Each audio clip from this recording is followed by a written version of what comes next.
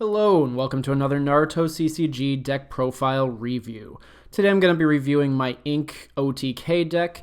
I am still going to be using the Guardians of the Village engine, so that has not changed.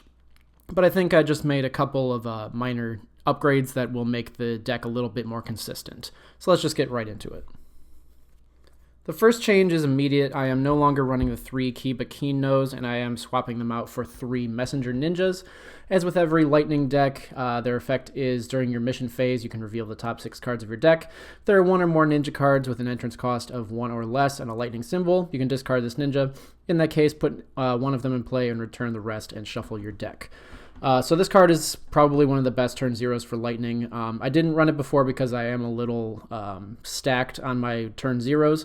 But I figured I could make do without the 3 Kibas. The Kibas were very important for not only having a fire symbol, but for searching out missions, which is a very key component of this deck. But I think the ability to get into your inks a little bit faster for free, and the ability to use a Messenger Ninjas mission later on makes it a little bit more consistent. We are going to be missing the fire, obviously, but I think it just evens out in the end. So then, still running 3 Gamas, that's the same. 3 of your Ink Summons, that's the same. And then the next change, I did add in 1 Kushina. This is limited to 2 on both of the Untap and Great Ninja Tournaments lists, but I do just run the 1 because I do have an Ink Leech. Kushina's effect is, when this ninja is put in play, you can move up to 2 cards from the top of your deck to your chakra area. She's just very, very good for getting chakra, and the Ink deck is very chakra hungry, especially in the late game. Plus, I wanted to get out my 11 turn zeros that I typically run because the deck only had 10 before. So I do run the 1 Kushina, and then to round out the turn zeros, I still run the 1 Ink Leech. The Ink Leech obviously still only being legal with the Great Ninja Tournaments server, so if you're playing anywhere else like Untap, just do 2 Kushinas. So then I still run 3 Ink Fish. They are the staple of the deck. And then I am down to 2 Ink Snakes. I had 3 originally, but I thought because they can't put themselves in play by their own effect, 2 is probably fine.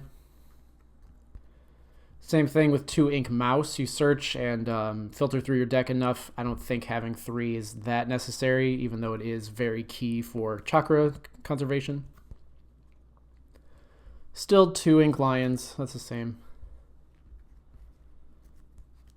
Still 3 Ink Eagle, it is the most important card in the deck. Still 2 Monkey King Enma. And then I do run the 2 Sai Ink Savant. I swapped out for I forget the super rare one on my other versions, but I think just having these 2 is fine. I had 3 Sais because of the Ink Jutsus and because it lets you draw, but deploying into Sai is not the most important thing that you're doing. So running this one to let you put in play 2 inks from your chakra discard is much more important than drawing 2 with any other Sai. And last, still 1 Ink Bat, that's the same. And then for jutsus, I run 1 Tsuchigumo style Big Bang, same. I am down to just 1 Release of Chakra. I do think this is probably the worst change of them all. Release of Chakra is just broken. So because it's at 3, you should probably just run 3. But honestly, I want to keep it consistent between Untap and Great Ninja Tournaments because I don't agree with this being at more than 1. So one of them's fine, and honestly, it does come up enough that you have stuff in your hand you don't want to charge, so it's kind of a dead card. But when you need it, you really need it. And then the next change, I run 3 Veterinary Meds. It's a fire and a lightning jutsu, so that does kind of make up for your Kiba loss. Cost is 1 fire or 1 lightning. Target 1 of your animal ninjas, of which every card except for Sai and Messenger Ninja and Kushina are. Effect, heal the target, and it gets +2/+2 during this turn. Not very impressive, but your Eagle is not valid, so you want to make sure it's healthy. And getting +2/+2 is going to allow you to survive for a while in fights that you're not going to want to take. Next, I run 2 Ink Clones. That is the same. And I've added in 1 Fear by Genjutsu. Genjutsu's effect is it's fire and wind, so it's keeping with the fire symbol. Target every ninja battling against the user, and the effect, target becomes a standby ninja. Additionally, if the user has a Genjutsu combat attribute, give 1 damage to the target. No one in here has Genjutsu, so that's not applicable. But just kind of like Veterinary Meds,